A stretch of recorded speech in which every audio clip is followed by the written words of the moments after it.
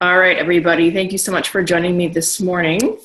As does everyone have their coffee, because I could not wait for mine. And if any of you know the movie, what's the movie, David? With Vince Vaughn. Yeah, Swingers. The old school movie, Swingers. He kept saying, "You're so money," and you don't even know it. That's what my mug says. Best line ever. Okay, well.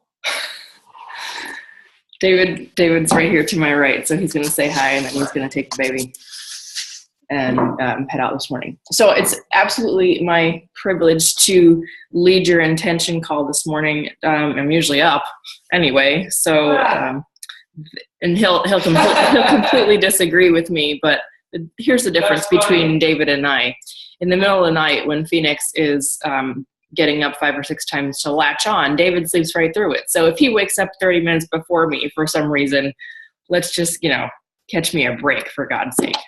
So anyway, I just wanted to say thank you very much for joining me this morning for this morning's intention call. I want to jump right into our topic, and the topic that I wanted to speak with you about is empty calories. And many of you, when you hear the word empty calories or the term empty calories, you're probably associating it with food. So we can talk about that in terms of nutrition in our products, but I also want to talk about empty calories in terms of goal setting. So this is something that is very near and dear to my heart, because it's something that I believe that we all struggle with, me included. And it has come up on a number of occasions just in the last few weeks with coaching calls, with 3-way calls, with just watching behavior in general. And with this being the best week ever, part 2, I thought it would be an appropriate time to talk about when we're hitting a goal or reaching for a goal. Oftentimes we easily find ourselves distracted. Okay, so these distractions are what I'm going to call like the potato chips, right? Or the cookies or the cakes or the things that kind of that are decadent and that get in the way of our goals. So when I talk about empty calories, and we are familiar with that term, empty calories, in terms of eating, when we have a fitness goal, we can't be reaching for potato chips all the time, right? I believe in 80-20. I believe in eating for purpose, and 20% of that time you enjoy yourself. There has to be balance. There has to be something that allows your body, allows your mind, allows your spirit to enjoy things. Otherwise, we will go off the deep end.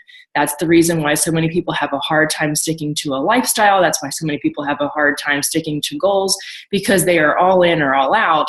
And unfortunately, while being all in or being all out in terms of your mindset, it's also very important to understand balance in terms of what you are eating and what you're nourishing yourself with. So I don't want to confuse you, but again, empty calories, as we are familiar with them, are the things that we reach for when we think we're hungry or when there's appetite involved, right? And then we end up taking in something that is not nourishing us. We stuff our face, we will put the wrong things in our body, we are filling our body with calories and poor choices, and we are not feeling fortified, we are not feeling nourished, we are not feeling satisfied. And then what happens is we have massive guilt around it, and we start doing additional self-sabotaging behaviors and think, well, it's too late now, I can't go back. And then we repeat that same cycle over and over again. A lot of people that have had emotional eating habits in the past do things like this, that have struggled with their weight, do things like this. I'm proud of Susan Henchard. I see her on the elliptical right now, I think.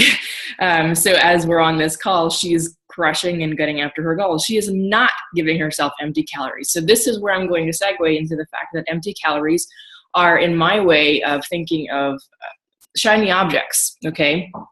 So when we are goal setting, or when people say they have a dream or they have a goal or they have something that they are going after, I watch these behaviors all the time where they say they want one thing and they believe wholeheartedly that this is what they want to do. And if you ask them, they will tell you that this must happen, yet they go over here and do something else. Okay, so let me give you an idea. Because I came from the fitness world, I'm going to use that as an example. A lot of women in this industry say they want to do things to empower women. Now, I really want to take my hat off to Judy Bynes, because she stepped into this industry with some really amazing intention and did it the right way. And so that was the actual reason I did it. The whole reason I got into the fitness industry is I saw so many massive things wrong with it. I was intrigued by the idea of building my body. I was intrigued by the idea of empowering the human body to such strength.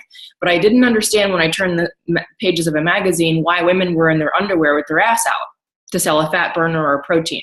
Okay, that to me is incongruent. So I said, all right, if I'm going to have any say in this industry at all, I need to roam among them, because no one's going to take me seriously if I've never stepped in their shoes. So the only reason that I ever prepped for a bikini competition and put on a bikini and heels and got on stage in front of hundreds and thousands of people for somebody's opinion was because I had something to say about it, and I wanted to use vanity against itself. Now, here's the kicker.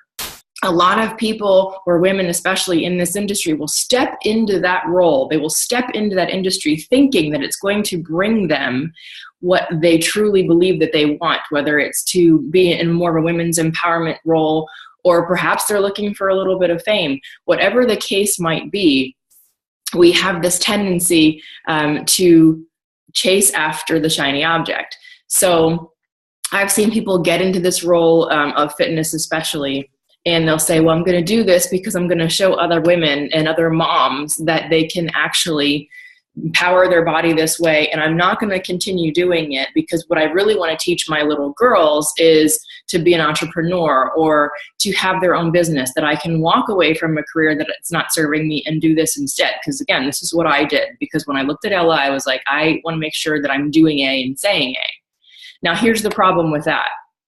Oftentimes people will say that this is what they want, and then all of a sudden, because they've had success in instant gratification in completing a task like a bikini competition, instead of stepping into your power of this business, okay, let's use this business as an example, they will start prepping their food and getting on a treadmill again because, well, maybe if I do a bikini competition and I have a little bit more validation because somebody told me that I looked good in it and I got a trophy, I feel a sense of accomplishment. What has that done? I have just now fed myself an empty calorie, okay, because they went after a goal that really didn't serve their business endeavor, okay? It didn't teach their children anything. It just gave them the instant gratification of what they had once done, which sedated themselves for the moment and made them feel like they've had a bit of success. So chasing after small successes to feel accomplished, yet the accomplishment does not bring fulfillment at all. Just like reaching for a bag of potato chips because we think we're hungry for that and that would satisfy our hunger, but we're never nourished at all. Is this making sense to anybody? Yes, no? Shaking heads. Okay, and we'll talk about it. But I just really want to encourage you guys, because as we're moving into the best week ever, because we're going to talk about this topic when you're opening up your lines. This is really near and dear to my heart, and I'm going to use an example from over the weekend. And this couple's actually on the call, and we had a 3-way call with a young girl who has these big grandiose ideas for a business and to be in women's empowerment. And I said, okay, so what's your plan? There was no plan. It was just an idea. And that's okay, because anything in its infancy stage, so oftentimes it's just an idea, but there was no plan in place. There was nothing on paper. They don't know how they're going to raise the capital. They don't know where it's going to be necessarily. They don't know who the board of directors are going to be to help put it together. They just have this idea. So when you talk about goal setting, ideas have to be, your goals have to be clear, concise, and specific and measurable, right? Clear, concise, specific, and measurable. Now, the same person that was on this call in terms of was interested in isogenics, was telling me that they don't know how they're going to afford isogenics to do the business. And I said, okay, so we've talked about the reallocation of food and the money and everything else, but let me ask you a question. Let's kind of go back to what you truly want to do. What are you doing right now to serve that goal? They're going to go lifeguard. Okay, so I'm going to go lifeguard to make a little bit of extra money to build a business that I don't have a plan for. Okay, or I'm going to take on another job or responsibility that has nothing to do with my goal in mind, because it's going to stuff my pockets a little bit just so I can live. Okay. So again, it's still not serving the goal. How about reallocating the money that you're spending for trail mix and peanut butter and jelly sandwiches to put some shakes in your body? Because let's face it, we have 70 to 80 products in this company. Pick 5 that give you 100 BV that you know are reallocating your current spending, and build a freaking empire. Okay. There should be no ifs, ands, or buts about it. You don't have to build a brick and mortar. There doesn't have to be a business plan. The plan is in place. It's completely in line with whatever it is that your dreams are. If you want to be in men's empowerment and women's empowerment, if you want to build a gym, build a restaurant, have a 501c3 charitable organization, it doesn't matter. This vehicle will fit your goals. Why? Because it's a business of people. It's a business of networking. It's a business of leverage. It's a business of relationships. So it is life skills that you're building day in and day out that you're able to funnel into another dream or another organization or another passion project. So mine with women's empowerment, my dream was always there, but the brand came way after Isagenix. You know how many times I sedated myself and went goal chasing and empty calorie, stuffing my face, trying to figure out how I was going to do this? I had to get clear. I had to get concise. I had to be around the right people. I had to start spending my time doing the right things with complete intention. And I had to eat for nourishment and fortification, not for empty calories, because there's a difference between hunger and appetite. Okay? Appetite is when you're not really hungry, but you're sitting around a bunch of people eating the wrong things, or there's the wrong things in your house and you start eating out of boredom. Hunger is when you truly need to be satiated. So you might have an appetite for this business, but if you're not hungry, it's not going to work. Okay. And that's the bottom line. You need to understand what you're putting in your mouth, what you're putting in your body, what you're putting in your thoughts, what you're putting into your daily actions are going to be the difference between an empty calorie and true nourishing, macronutrient, goal-setting food. Okay. You are feeding something for the hunger that needs to be fed, because when you are hungry, there is a must. When you have an appetite, there's a should or a maybe involved, or some doubt, or I don't know what I want to eat. But when there is a hunger, there is an absolute must. Every single one of you on this call, more than likely, when you joined Isagenix, there was a must involved. My must was the fact that I was a brand new mom, overwhelmed with my brand new life, and I must start eating better and putting the right foods in my body in a fast, convenient way that's not going to tie up my time so that I can feed my nursing infant. That was my must.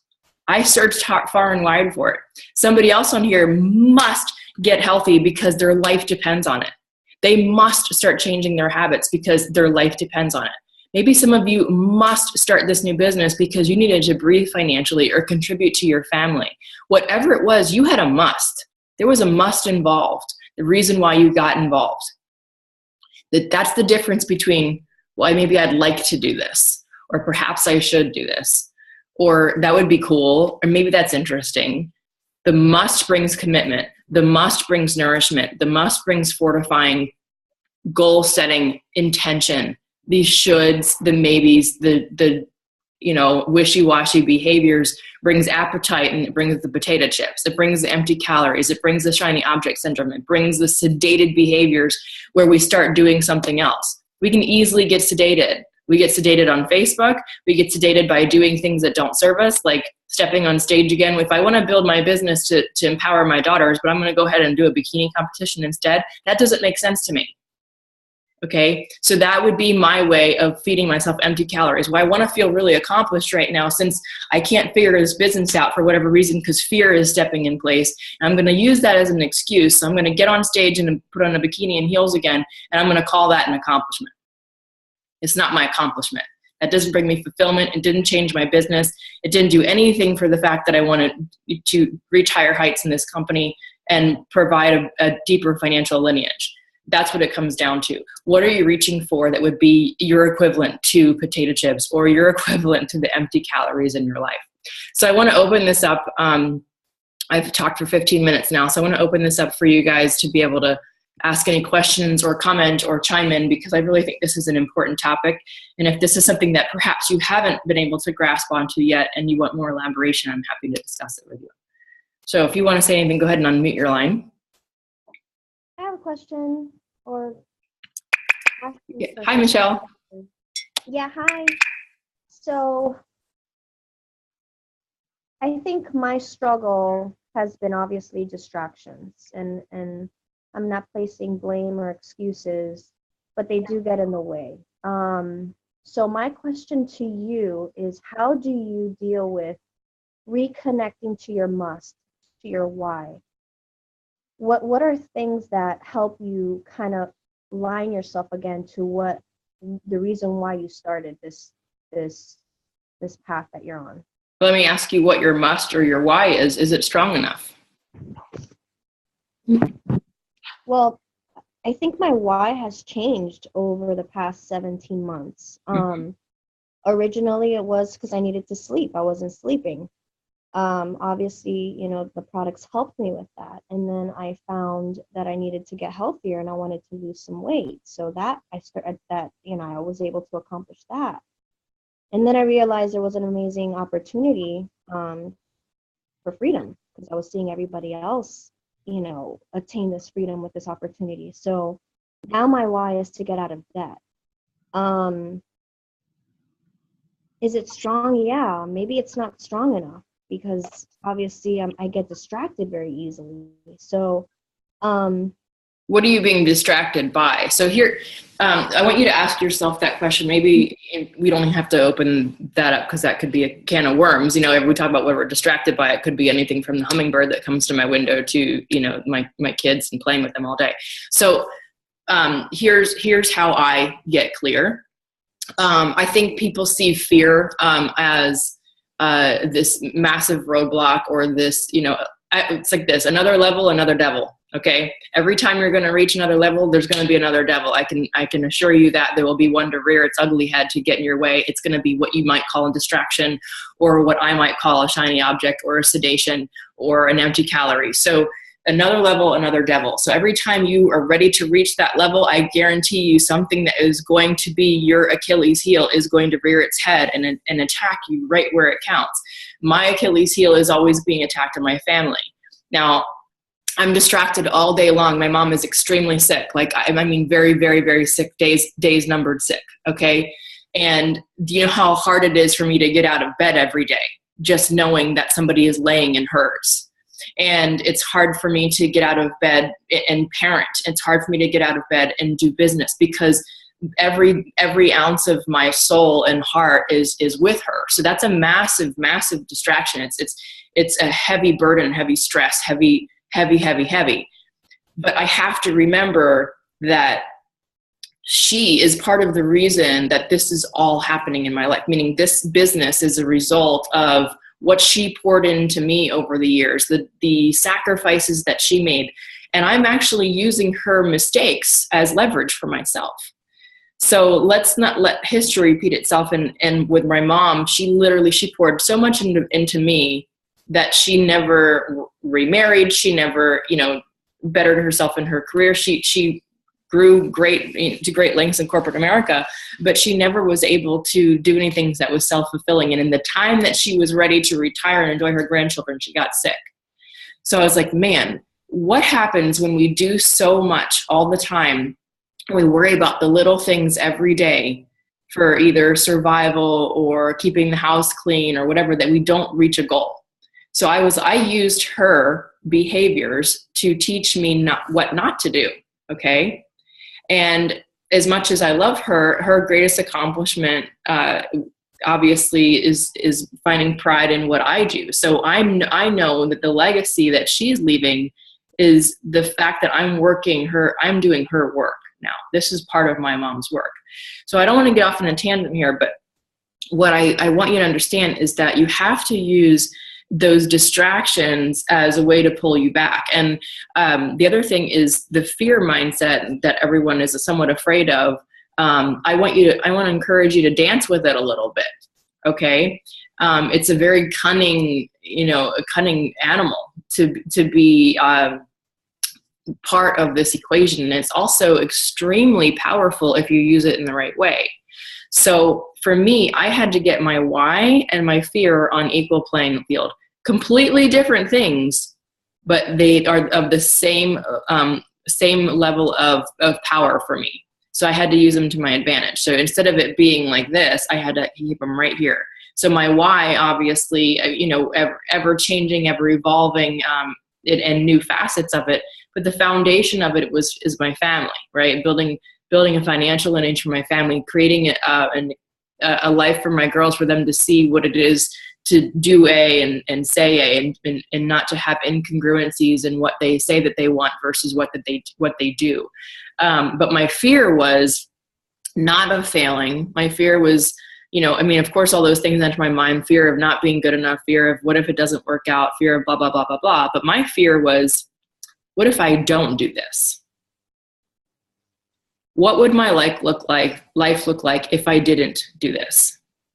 That was my fear. So that I turned what most people would feel is a fearful behavior in like, well, maybe I'm not good enough. What if this doesn't work out?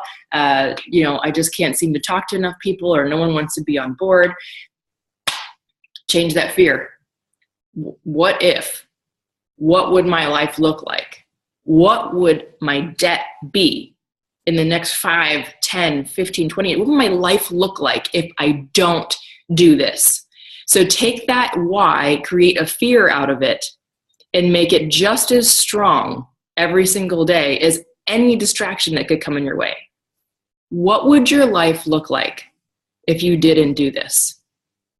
Compound that effect over and over and over. Because if you have this feeling right now, it's a desire inside of you. Maybe it's not burning yet, but there's a desire inside of you that needs to be a must. What if it never goes away and you never do anything about it? What's your life going to look like in 5 years? What's the cost of that regret?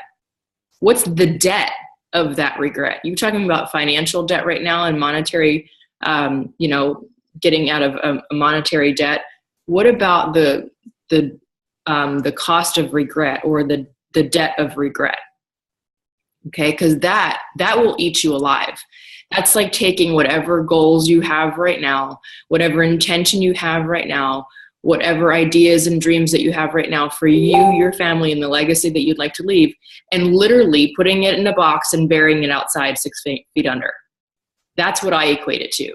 I get it so strong that I feel like I'm burying my soul alive. That it's alive, awake, wants to do things, and I'm suffocating it with dirt. So if you're not doing something, you have to remind myself, okay, what will my life look like if I don't? That's my fear. Pulling into a company headquarters and handing in a resume, that's a fear of mine, because that will be part of what my life would look like. What else would my life look like? 60 hours a week away from my children, 60 hours a week away from my husband, waking up to alarm clocks instead of when I'm done sleeping, or waking up to my infant and husband. Do you understand what I'm saying? You have to put it all on paper. Put everything on paper. What will your life look like if you don't? Get afraid. Get afraid of that. Don't be afraid of the other stuff. Be afraid of, what will my life look like if I don't do this? And that will be your burning desire and your laser focus to never, ever, ever stop. Because you know what? Whatever it is that's distracting you, whomever it is, whatever the words are, the rejections are, whatever, that's a bunch of BS that we hide behind. And if we use that as something to block us from wherever we're going, we are making their opinions, which are usually broken, unhappy ones, the distraction that is keeping us from our goal. So I only care about a couple of opinions, and I'll tell you who they are. My husband, David, my daughter, Ella, and my daughter, Phoenix. Those are the opinions I care about. Those are the people I want to please. Those are the people whose lives I truly, truly know I'm changing day in and day out, because I get to spend every waking moment with them. Who else do I care about? I care about each and every one of you and your lives and your intention and your why. I don't care about, and I don't have any weight with the ones that I have flaky behaviors from and rejection. I don't have time for that. Why? Because if I made time for that, then my life would look like the same girl that had to drive into another headquarters and hand in a resume. That's why. You have to remember where you're serving. Your behaviors, whatever you're thinking or doing, is serving something. So it's going to serve a bag of potato chips, or it's going to serve a full macronutrient meal. You choose, right? It has everything to do, whether it's in the physical or in the spiritual. There is a dichotomy there. Thank you. You're welcome. Hey, Angelique. Hi, Judy. Going off of what Michelle said, and you and I have talked about this before, is if you're like me, I'm a person that operates from a place of pain. So it may be a situation where the pain is not great enough. Because, if you have the option, and Angelique has said this before, what's just as easy to do is just as easy not to do. So if that pain is not strong enough, then that may be why you're not acting. Because I've been there too. Because it's like, well, I've been on both spectrum when I was a kid, and it was like being in situations where I knew my survival was dependent on getting out of my situation, and then I acted. I was able to rise up and do things as a child that I probably shouldn't have had to have done, but I did it. So, and Angelique has said it before, like she's had to call on that 7-year-old, 8-year-old little girl that she had to be so strong for when she was younger. And, I think that's what we all have to do sometimes. And I don't even know why I'm getting emotional right now.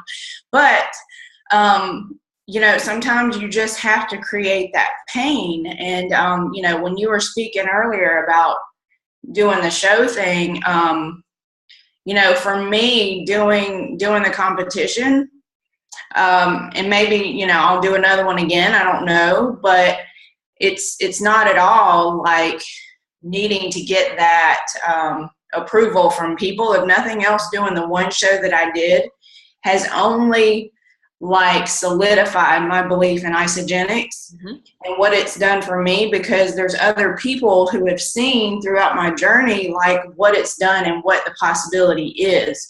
So I have become like even more so unapologetic about what I'm doing with isogenics. And I'm like, yeah, it's what I use. It's what I incorporate. I dare you to challenge me on it, because I'm living proof that it works. And if nothing else, like doing the show stuff has only like strengthened my belief in myself and in the product. So that's what I've been able to do and use that whole experience for.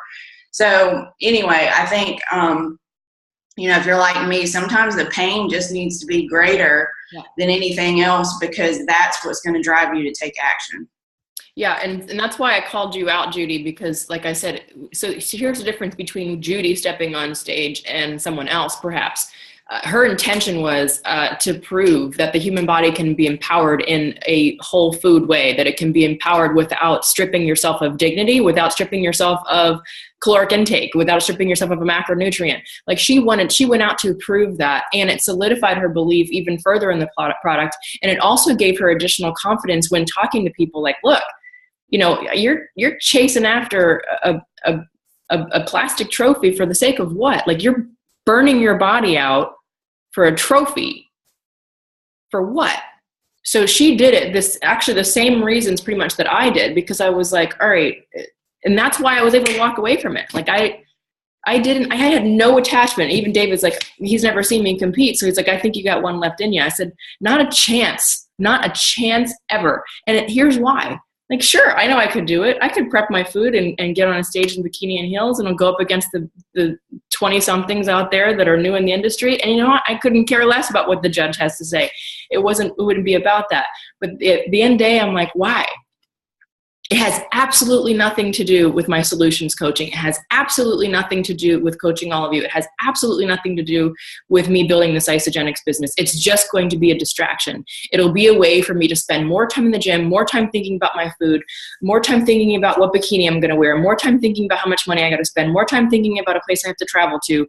And then I got to start posing practice again. And then what is that teaching my daughters?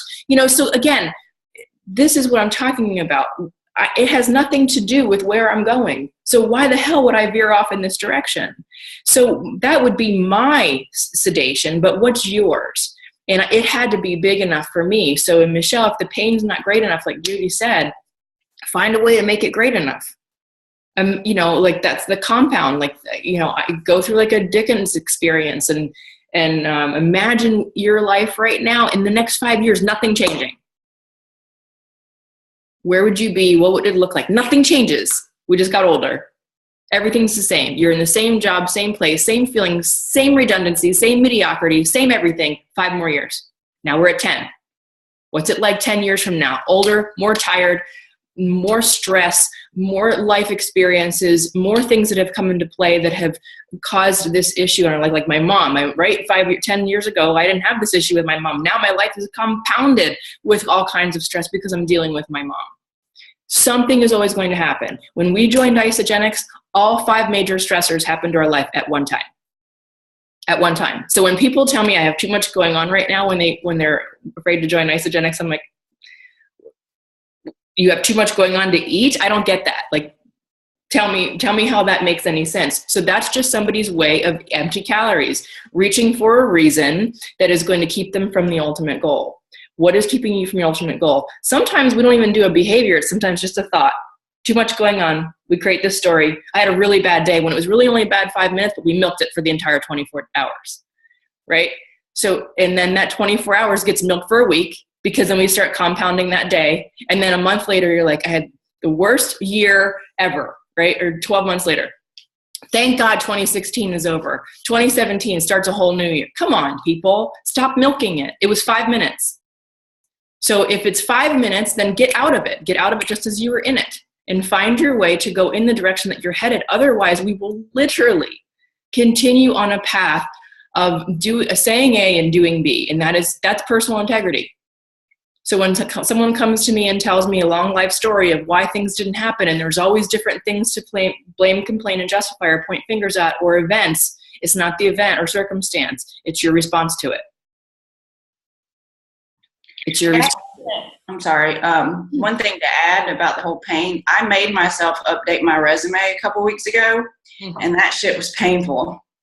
It was so painful that, like Angelique said, the thought of having to do that again, it was horrible. So, even if maybe that's what you do, or, make yourself do whatever the heck it is that is so painful that it becomes a reality for you. You just brought up a point, Judy, so there's an exercise that David and I have done, and it's kind of a popular exercise, and if you haven't done it, I would absolutely encourage you to do it. Write a letter to someone or yourself that's a year from now, the year from today, where your life would be. If everything goes the way that you're intending it to go, that everything that you want in this life, that if it was a perfect case scenario, where would you be? And then I'm going to add something else to it that I'm not sure, I'm sure it's been done somewhere, but I've never heard of it being done. Write a letter to yourself 1 year from now, not doing it. Where are you? What is that feeling? So if you want to magnify the pain in your life, go ahead and do that.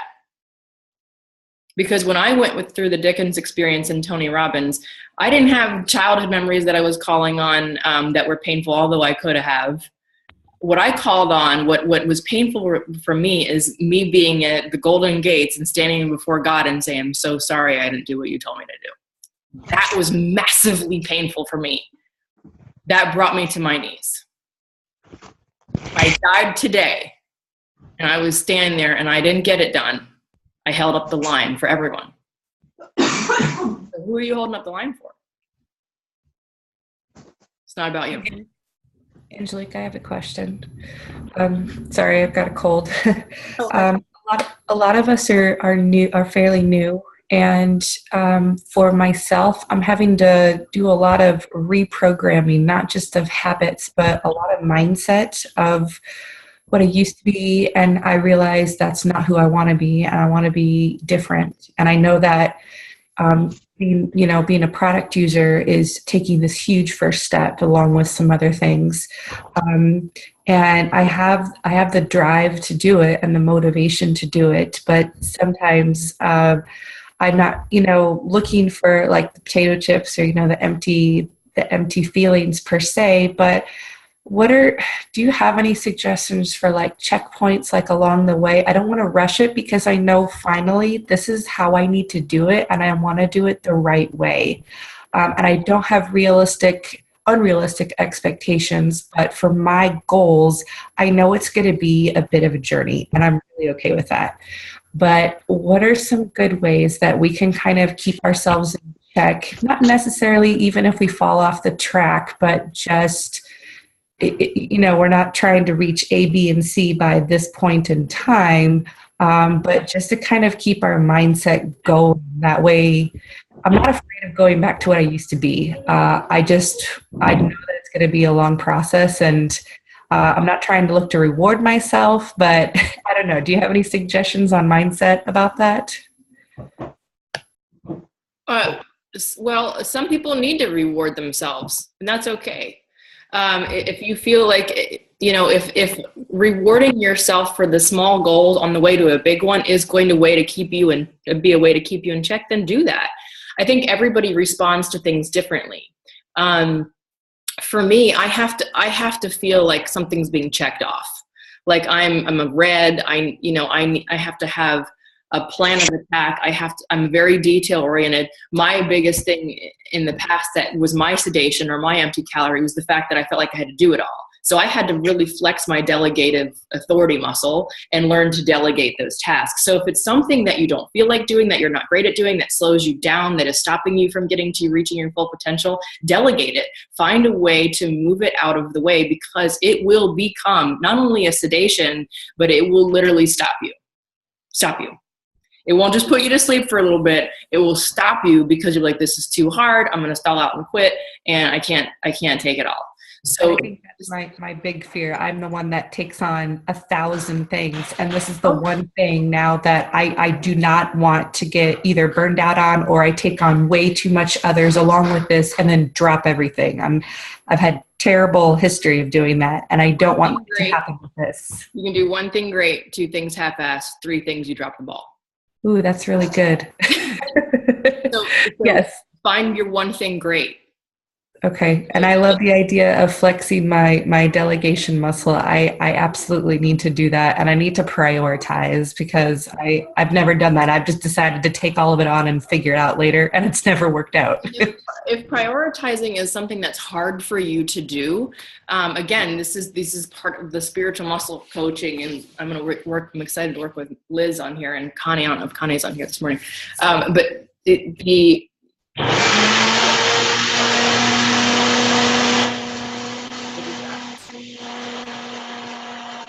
I don't even know what that is. Someone got a shop vac or something.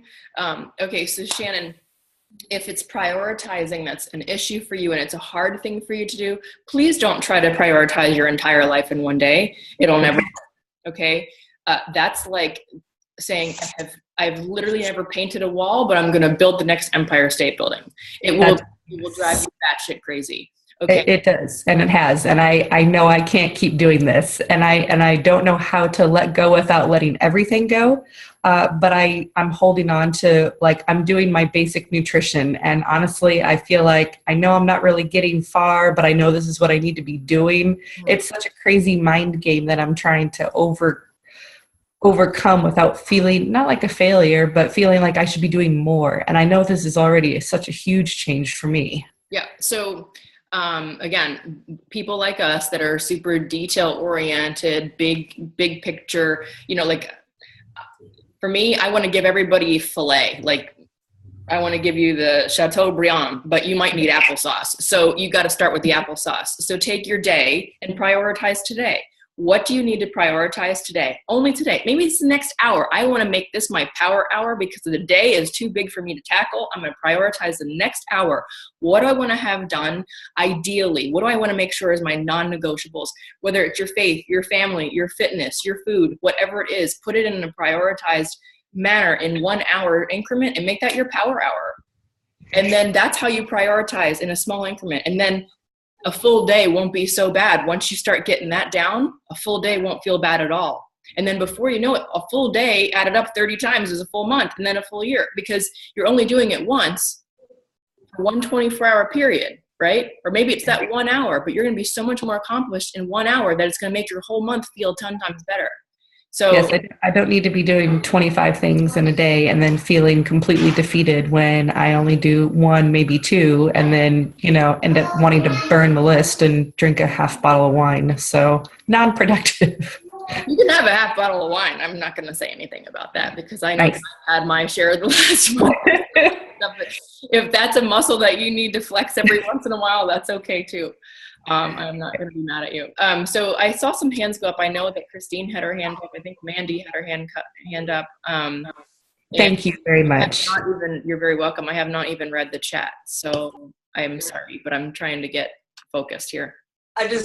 Thanks, Shan. You move me too much to comment back to. And Judy and Angelique, both of you are making my brain explode, and I wanted to jump in, but I really didn't know where to start, because when you're talking about the whys and the distractions, and I totally hear both of you talking about working from that pain area, and I think that my distraction is kind of in almost the opposite area, in that the only person I'm really trying to prove that I can do this to right now is me.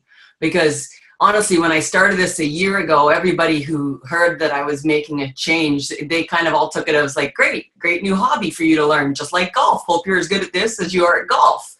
And all of those comments really, I still hold them daily in my mind, where people are like, hey, cool, that should be fun. And I'm like, oh man, I want to say F that, but like F that, not fun. Like, is learning to be a doctor fun? Is going back to school to be an architect at age 40, is that fun? And I mean, as much as I enjoy all of this is a new career to me. This is me studying. This is, and so my why, it's still about getting to the best part, getting to that place where I'm going to go to bed at night and say, yeah, you did it. And you did it for, like, and my why, it's not 3 kids. I don't have 3 kids. And I feel like sometimes that my distraction is a self-pity party, where I think, those people I'm trying to bring along with me to help them with their 3 kids are looking at me saying, well, we're not you. You're single. You're 40. You get up and do whatever the hell you want to do all day long. You don't have to work around the schedules of your family and this and that. And I get distracted feeling like that it's not me, it's them. And I need to find a better way to get to their core. And I think that's why you'll see me online saying I've done 97 things today and I'm trying to do them all better and do them all well. When really what I want to just say to everybody is, I understand that your lives are completely taken up by 2 small children, by being up all night nursing, by going to your 9-to-5 jobs and all of that. But what I also understand, believe it or not, is that I've seen you sit down and watch The Bachelorette for 2.5 hours every Monday night and Survivor every Wednesday. And then you tell me that you don't have time to talk to me for 20 minutes, or you don't have time to read the book. And I want to punch you in the nose, because you do have time, but you don't choose. And then you stand back and you sort of make a silent judgment on somebody like me that says, you have all the time in the world. Well, that's BS. I have all the time in the world. It's true, to do with what I want, to make something happen. And this is what I've chosen to make happen. And a year ago, I would have chosen to play 4 rounds of golf every night and watch The Bachelorette and sit on my ass and play Tetris on the couch. And no word of a lie, that was life. But that was not life. And so my distractions, like I said, hearing you and Judy and Shannon, everybody talk, it's highly emotional to me, because I kind of want your why, and I know what you're saying about the Dickens experience, because I don't want to look ahead in 5 years and see me sitting playing golf at freaking 20 handicap still and doing nothing with it but hanging out with old people that have nothing better to do, hanging out with the seniors that really are retired at age 45. I'm out there hanging out with the 70-year-olds because they've worked a full life. I want people, when they see me around town, to say, holy crap, that is a busy lady, and she helped my kid do this, and she's so important in my life to help my family. So I don't know, that's a pretty long rambling, but I just felt like I wanted it to be out there in case we have people on the call. We have some young people on this call that aren't right now their whys aren't 3 small children, and their whys aren't getting out of corporate America because they're doing it right. They're starting here. They don't have to tear up the resume. And speaking of resumes, I have it on my to-do list too, that my job says I have to update my resume, and I've only put it off for 7 days as well, going, I don't want to do that. I don't want to do that. But yeah, like, I mean, our whys have to be different, I think, and that's important. Absolutely. I mean, it doesn't have to be a big grand why. I think some people get caught up in that. You know, it can be a small why, it can be a big why, it can be a combination of them. You can have a culmination of whys, whatever it is that drives you. You know, what are your driving forces? You don't have to be jealous of anyone's why. I think a lot of people struggle with that. I think people said, well, I don't know, I don't have a why. Is something wrong with me? I'm like, no, nothing's wrong with you. Nothing's wrong with you. Maybe that why will evolve. Maybe you'll start to see the changes that are occurring in your life and other people's lives as a result of doing this, and it will start bringing to light what you're here for. But you'll never know by pouring your time and energy into something that doesn't serve you or bring fulfillment. So where you start finding fulfillment, that's where you should start focusing your energy, right? And then eventually the why will grow and evolve and change into something that you're, that you're ever chasing, ever driven by. Angelique. Hi, Lisa. Can I say something? Thanks, Judy, Christine, and always Shannon, always trying to make people cry. But I've been doing this for 3 years, doing it badly, but I'm continually evolving. I know David talks about that all the time, continually evolving. So I did have to update my resume the other day because my husband was like, okay, we need to have some additional income in here. And I'm like, yeah, I'm trying to do that without your support right now, but I'm trying to do it anyway. And I did it anyway to appease him. And it was really, really painful because I knew I didn't want a 9 to 5. I couldn't do it. Not in the lifestyle that we're in, because who's going to pick up my kids? He can't, you know? And I keep reminding him of that. I'm like, you want me to do this, but then who's going to take care of that part? The onus is going to be on me, and that pressure is just way deeper than I have the ability or the mental capacity for it this time, because no one can tell you have to leave. You belong to Uncle Sam. I have to then make the changes in my day to accommodate what goes wrong, you know? So Shannon, just, you know, based on what you were talking about, doing something, you know, one thing.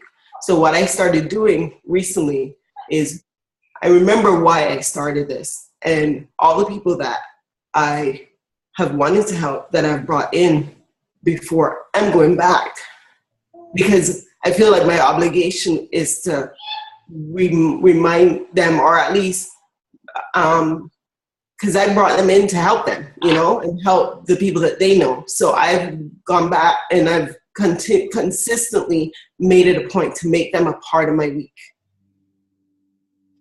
you know. And so that's just something that I think is so important, because yes, we want to grow, but, you know, I started refocusing on them, because I feel like if I leave them, burn the bridges, and keep going after something else, then I totally miss the mark on affecting their life as well. So what I think that it's important to in terms of reminding yourself, this is really applicable in so many areas of your life, right? What happens when you start dating somebody and the feeling's very strong and all of these, you know, emotions are flying, everyone's in love and blah blah blah blah blah, and then they get married, and then as marriage goes on, oftentimes whether it's the closeness or whatever can start going away, and, you know, everyone I think struggles with this in relationships, right? It starts out really really burning, and then it can fizzle out a little bit, or you get comfortable. So what I'm going to tell all of you guys is, like, I was reading something that I wrote to David on our very first first year anniversary of our very first date, that I wrote to him yesterday. And I was like, wow. And all it does is it brings up those old emotions. So I want to have you practice bringing up the emotions of why you started this, bringing up the emotions of the same emotions that you had when you stand at the altar with your spouse. Bring up those emotions when you're thinking about the reasons why you do this business, whether it's for your kids or yourself or your career or whatever. Bring up those emotions. Try to relive those emotions, because that's how you're going to keep it fresh. Now, we always talk about an 80-20 rule. And this is applicable in relationships as well. It's also applicable in goal setting. So I'll just use a relationship analogy. Say, for instance, you're in a relationship and like that person is like 80% perfect. There's a 20% like leeway there. There's a margin of error that you have some room for improvement. Maybe it's a little quirky behavior. Maybe it's something that just gets on your nerves, whatever. Maybe it's something that person doesn't do that you wish that they did or had or whatever. And what happens is we have a tendency to start looking for that 20%, right? This is what happens in relationships. This is why divorces are on the rise. This is why couples break up and people try on people and see how they fit. It's really silly. And they start chasing after that 20%, and they see, wow, that person has that 20% thing that I've been looking for a really long time, right? And then they start reaching for that 20%, and they go and they find that 20%, and they get into that 20%. They leave the 80% behind, and they find out 20% is a far less than 80% ever was. So it's the same thing in goal setting. Like, you have 80% of it all figured out. This business is pretty much figured out for you. What's the 20%? You. So you start chasing after 20% somewhere else, and then you leave your 80% behind. All that work, all that dedication, all that commitment, all the idea of what you can possibly do with your life and how you can have it. And you start chasing after 20% that cannot bring you 100%. So it's, again, 80-20 can be applied in so many different ways. And if you're chasing after a small margin, a bag of potato chips, the empty calories, that's not going to bring you nourishment, that's not going to bring you fulfillment, you're going to look back with the pain of regret, the cost of regret, the debt of regret, and knowing that you allowed yourself to become distracted, that you allowed yourself to stuff your face with something that doesn't serve you, that you allowed yourself to say A and then do B, and that you allowed yourself a personal integrity issue that has cost you for the rest of your life. So the pain has to be great enough. Your why has to be great enough. Your fear has to be great enough. What would my life look like if I do not do this? So again, write 2 letters. One to yourself a year from now, everything going great. One to yourself a year from now, everything staying exactly the same, and see how you feel. Put them up. Put both of them up in front of you. And I'll tell you what, you're going to find one that's going to drive you much further than the other. So what you want to do is make sure that the one that's where nothing changes is a year from now isn't coming true. And if you see that start to happen, that should smack your ass back down in your chair and get you into goal setting right now. Because if 6 months from now and you're halfway through the year and your life looks exactly the same, you went after the other one. And that to me is painful as hell. So we have about 5 minutes. And that little girl's waving at me. Can you see these two? Hold on. Where are they? Yeah, hey. I want to talk about regret real quick. What reminds me is those reminders on Facebook that take me back a year ago on my posts, and I see the passion that I had at the beginning of this endeavor. Passion that you had at the beginning of the relationship, just like I said. Yeah. Because it reminds me, why am I not there again? Why am I not there still, So that I got so emotional when you were talking about a lot, Angelique, and it just puts things into perspective. And that's what smacks me back into gear. Not 5 or 10 years now. It's just a year ago when I look at, wow, I was so driven by passion, and I need to reconnect myself to that again. So. Yeah. And I want you to be leery of something though, because, Michelle, and this goes for a lot of you, when we talk about a year from now, what if, say it's the next event and you're wearing the same recognition rank?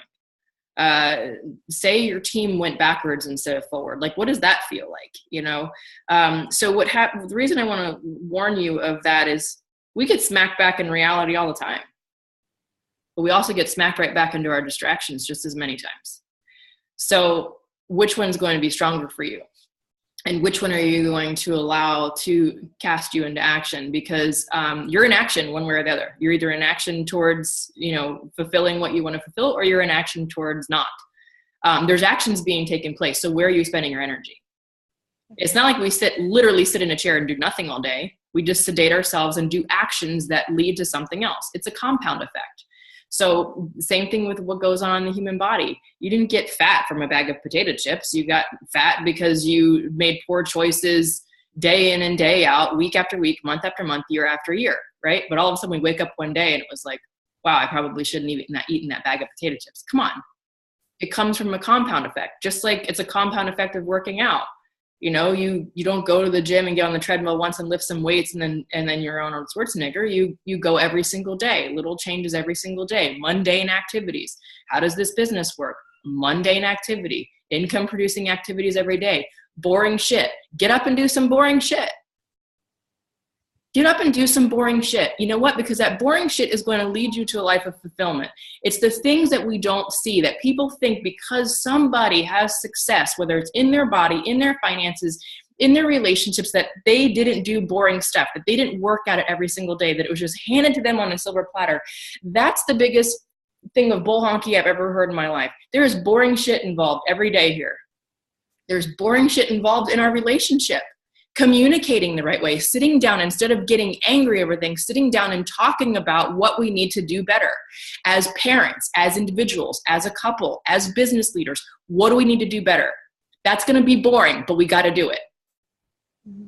What else is boring? The fact that I have had workmen in my house every single day since we've lived here, and I have dust on my floor again. You know what's boring? Getting the Swiffer out and cleaning it for the 30th time. But if I don't, it's going to be a mess forever. Okay, that's equivalent to your life.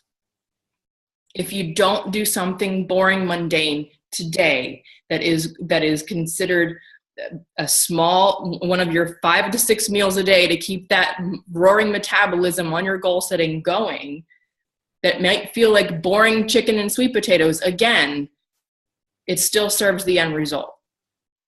But so will the bag of potato chips. So you have to remember, again, what are you feeding yourself?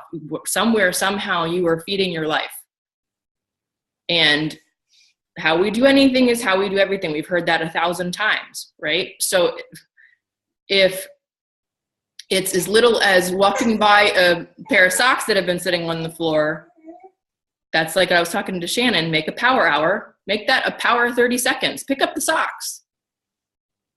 Because those socks that you've passed the last 38 times aren't going anywhere until you do something with it, right? But if you're walking by the socks and ignoring it and it gets on your nerves that they're there because no one else has picked it up, then do something about it to change it. Do something about it to change your life. Do something about it to change your goals, change your outcomes. You have to do something when nobody's watching. You have to do something when you don't feel like it. You have to make the phone calls that you don't want to get on. You have to clean the dust off the floor that you don't feel like picking up because it's a mess that you didn't make. You have to have the conversations with your spouse that don't feel good. You have to do the little things every single day that chip away at something that might be boring as hell right now, but it's going to give you the life you dream of. And that's the problem. People want the quantum leap. It's not going to happen. I promise you. There's not going to be a quantum leap in this business. There's not going to be a quantum leap in your body. There's not going to be a quantum leap in anything. You have to do the work. Do the thing, you shall have the power. Don't do the thing and you'll lose the power. And that's what it comes down to. Okay, so we at 7:29 on the nose. So I'm going to go ahead and end this call this morning. I hope as we launch into the best week ever part 2, that this sets your intention for the next few days and go out and do some boring shit. And make sure you want to be on Thursday night's call with Tony Escobar because that's going to blow your mind. He's absolutely amazing. Okay. Thank you. Have a great day, everybody. Thank you. Thank you. Thanks, guys.